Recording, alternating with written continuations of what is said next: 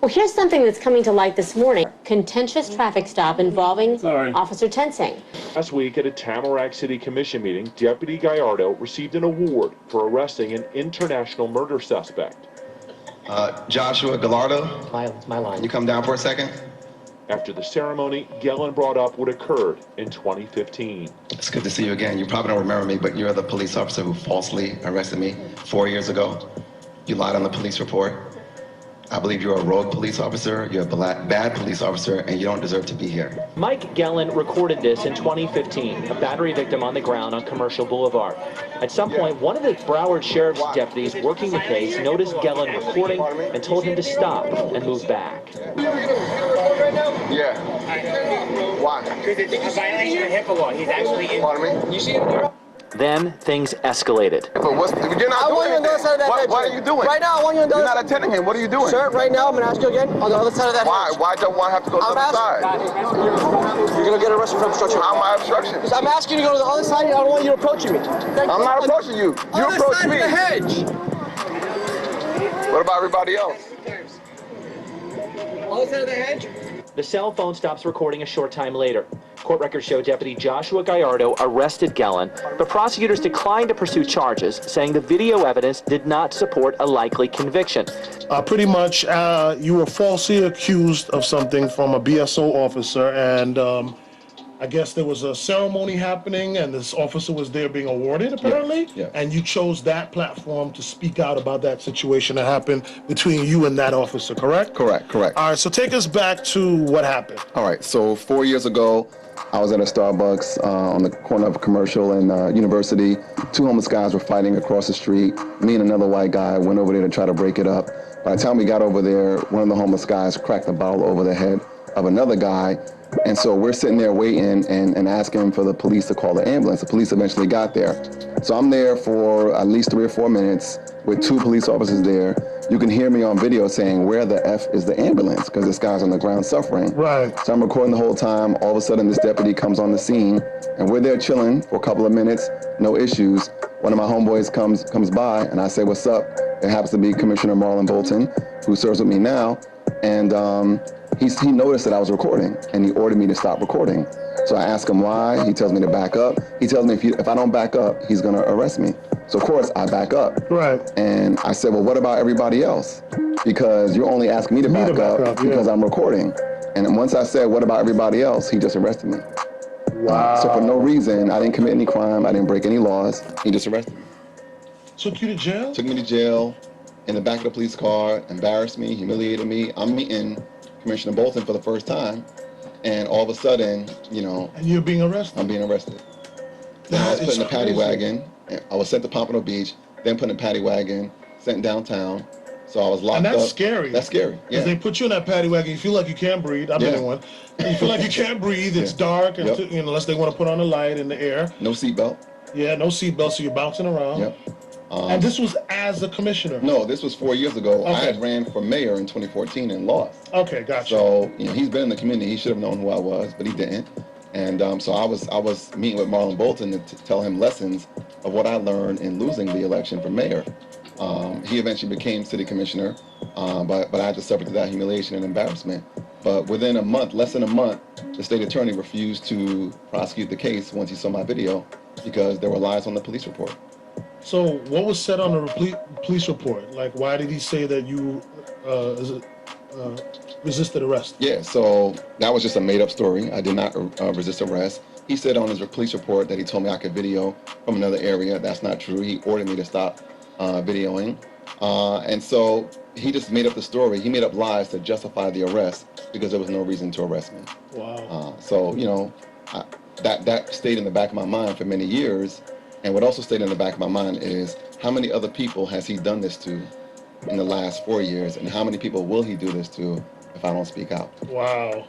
So this moment happens now, where after all these years and you dealing with that, and people don't understand, like, you know, these are moments in our lives, but they affect, you know, your relationship with police. Yes. How you talk to maybe your kids or family about police. Yes. It's like a domino effect. Most People definitely. don't really wrap their head around Most of definitely. how it's life-changing. Yes, yes. In fact, I consider not running for office last year because I knew my mugshot was out there on the internet. Wow. So Wow. it has a big impact. Yes. So tell me about this moment now where you're able to actually confront. He was being awarded for something? Yeah, so he did something, he did something good. He stopped a driver who was driving recklessly, and he ran the license plate and happened to be someone who was wanted for murder in another country. Oh, wow. So, he stopped the guy. They got into a little fight. He had some backup, and they arrested the guy.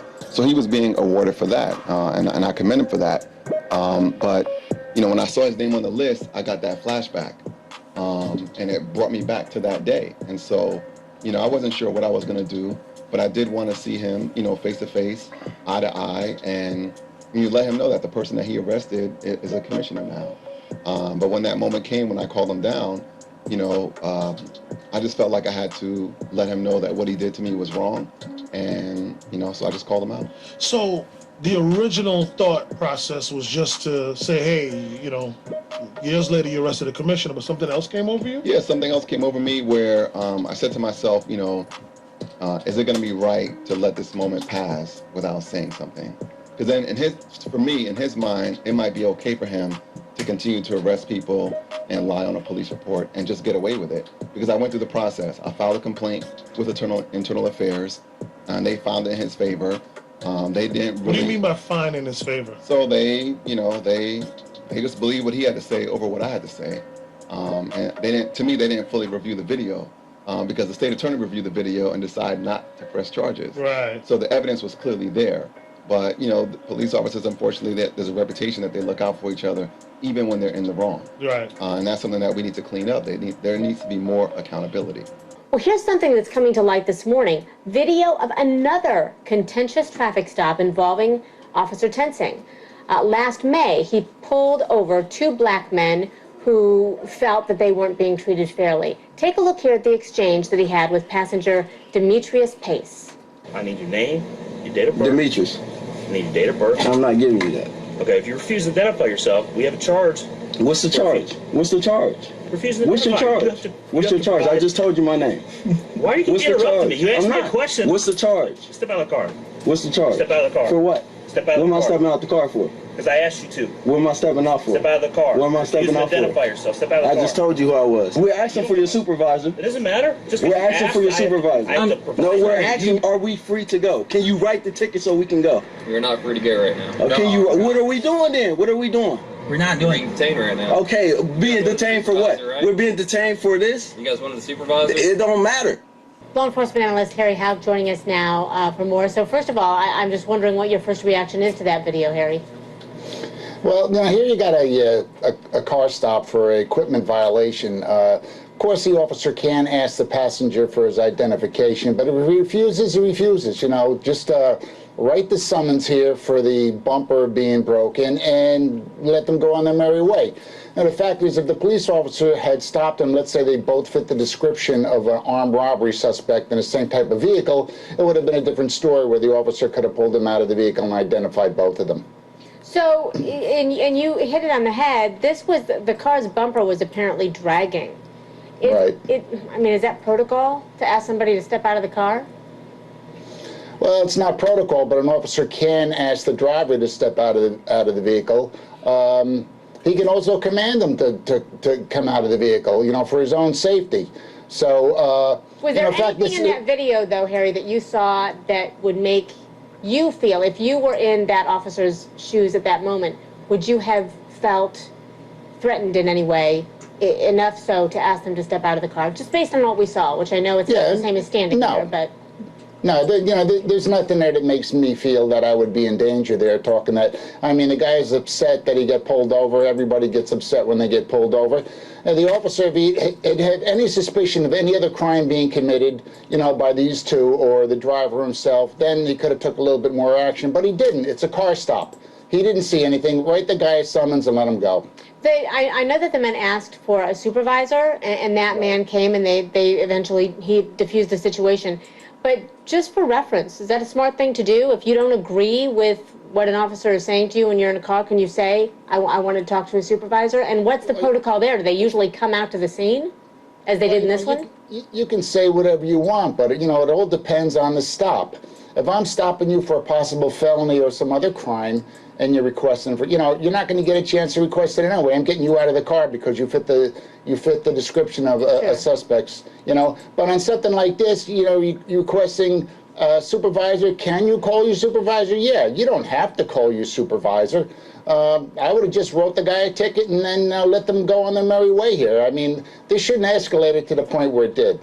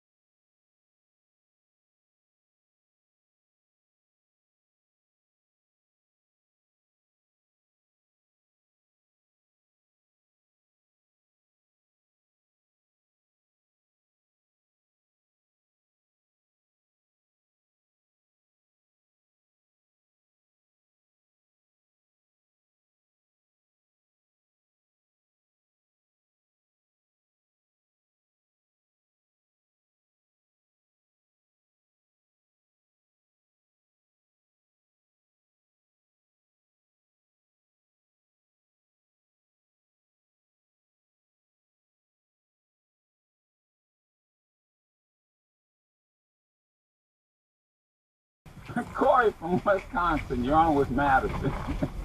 Yeah, hey Joe, good morning. Good morning. Yeah, as I was rolling last night, I heard different that they said that the cuts were 3 to 4 weeks old. I think they were trying to implicate that she was a cutter and that she was a depressed person. Yeah, see, I didn't hear that. Yeah, I didn't hear that. And they're trying to tie that all in with some of her Facebook posts that said that she was depressed sometimes and things. They're trying to set her up to look like she would been a suicidal person.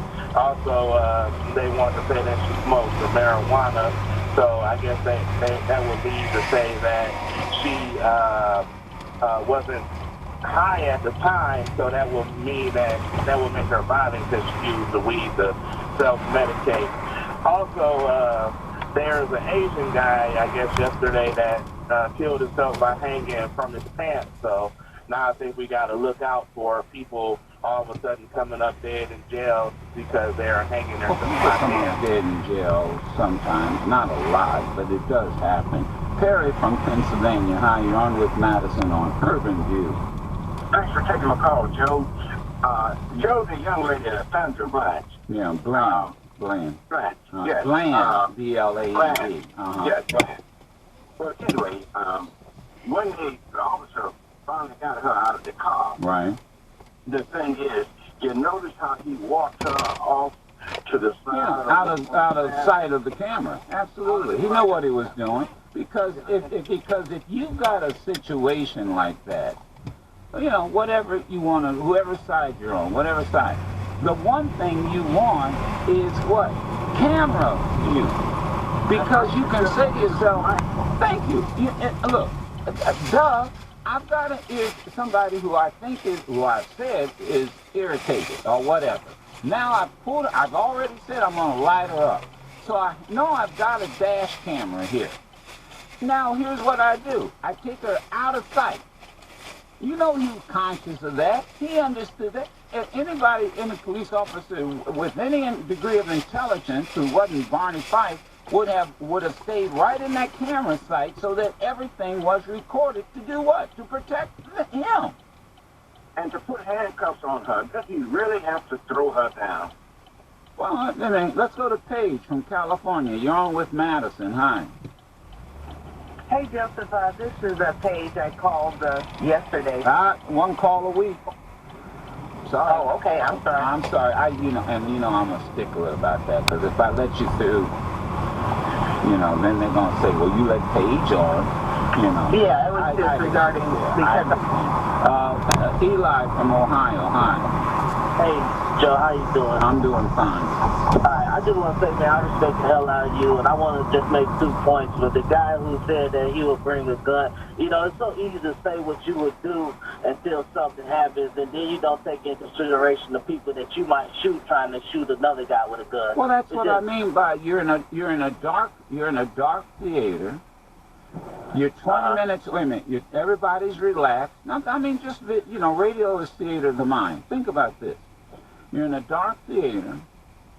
Everybody's relaxed. They got their drink. They got their popcorn or whatever their refreshment is. You're 20 minutes into a movie, and then all of a sudden, pow, pow, pow.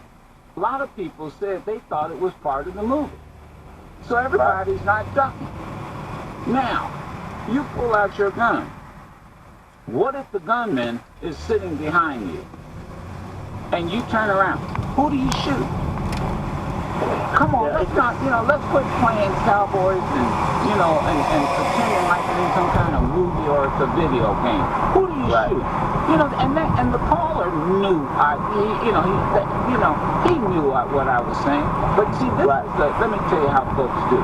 When they don't have an immediate answer, you know what they do? They repeat the question because it gives them time to think. How am I going to explain this? Because he's got me. He knows he's got me. Dark, and then that's why I say, what do you mean? Who are you going to shoot in a dark theater? Who are you going to shoot? I think it causes more confusion than anything. Confusion, it's called, that's a nice word, it's called panic. Right. And then the whole point is, you're supposed to go to the movie theater without worrying about getting shot. You would think. Enjoyable situation. You would think. You would think Matt from Ohio, first time caller. Hey Joe, I just wanted to make a point about the family plan situation. Yeah. What kind of bothered me was, like, after this officer knew he was wrong, he got on the phone with his supervisor, and his supervisor seemed like he started to coach him through the situation. And if you can notice it, like, he went back, he started talking, and then next thing you know, he was out of the car, rechecking the car that the officer had already checked while he was on the phone. So to me, I know I'm just speculating when I say this, to me, it's like the supervisor may have been telling him what to do at this point to make these charges stick, instead of a simple arrest that turned into an assault. Well, people, I can, once again, we have had several officers call up here and confess. They are trained to say the right things, write the right things, report the right things. You are not trained. I am not trained. The civilian is not trained. The officer is trained. It's part of their training. How to write, what words to use, what to do at a scene. We saw that, for example, with the North Charleston, South Carolina. What did that guy do? What was one of the first things he did after he shot that man? What was one of the first things he did? He went back and placed the taser down.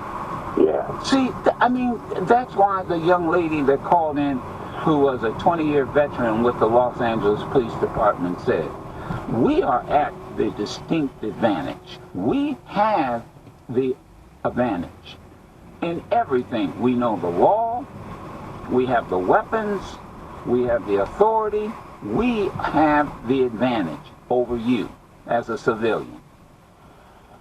And so people can sit up here and talk about, well, she shouldn't have had an attitude, she shouldn't have done that, she shouldn't have done this. And the reality is, the person with the power was the officer who was responsible for de-escalating any situation. He could have easily de-escalated that by saying, ma'am, I know you're irritated, I understand, here's a ticket, you can sign the back of it, which she was prepared to do, and you can challenge it in court, or you can pay the fine. And that would have been the end of it. Now that everybody knows.